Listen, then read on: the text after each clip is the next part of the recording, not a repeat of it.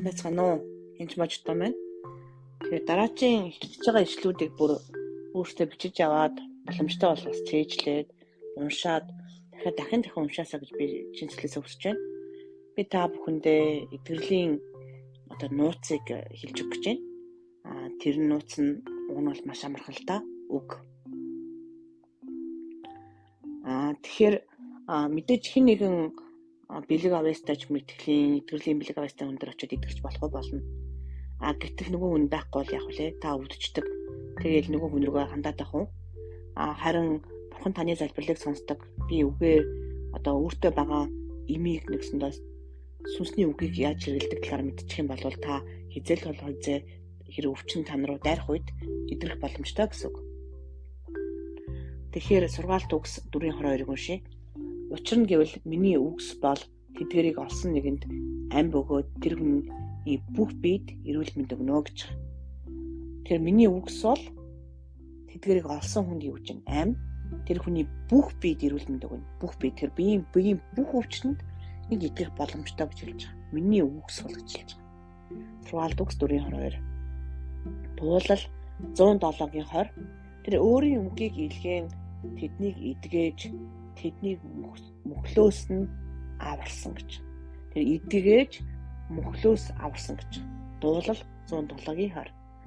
Тэгэхээр Еврей 13:8 дээр Иесус Христ өчигдөрч өнөөдөрч хിവэрэ бөгөөд мөнхөд хിവэрэ байна гэж. Тийм учраас Иесус олон хүмүүсийг эдгэдэг байсан.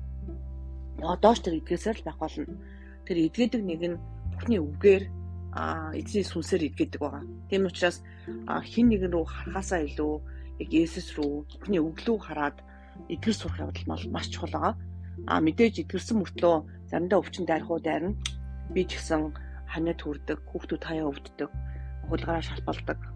Янз янзын болдог. Тэр үед буцаагаад л үгээ гаргаж ирээд үгэн дээр зогсдог байгаа. Тэр яаж авдсан бэ? Яаж залбирсан бэ гэхээр Яков 1:5-6 уншия. Харин та нарын хин нэг нь мэрэгэн ухаанаар дутвал бүх хүнд өгөөмрөөр буруушаалгүй өгч Бурханаас гуй гэж. Тэр эзэн минь та надад мэрэгэн ухаанаа өгөөч гэж гуйна гэсэн. Тэр эзэн бол буруушаалгүй өгдөг. Тэгэхээр таныг та гэмтэй ч юм уу, та тийм чи юм уу, чи сул дараа чи сүмдээ явахгүй байгаа ч юм уу. Янз бүрийн байдлаар буруушаалгүй гэсэн. Харин тэр ямар ч харин тэгээд түүнд өгөгдөх болно гэж. Яа гэж түүнд өгөгдөх болно гэж гуйсан л өгнө. Харин тэр ямар ч эргэлзээгүйгээр итгэлээрээ гуйх гэж. Тэр эргэлзээ гэдэг зүйл яг эдгэрлийг авах сатаа болдог зүйлийн нэг нь бол эргэлзээ байгаа. Ямар ч эргэлзээр өөртөө эргэлзэж болохгүй. Эзэнд эргэлзэхгүй ч мэдээж эзэн эдгэж чадахгүй чадна шүү дээ. Тэр ямар ч эргэлзээгүй итгэлээрээ гуйг. Учир нь эргэлзэгч нэг нь салхиар тугдан давлгаалах тэнгисийн долгио мэт ажиг гэж.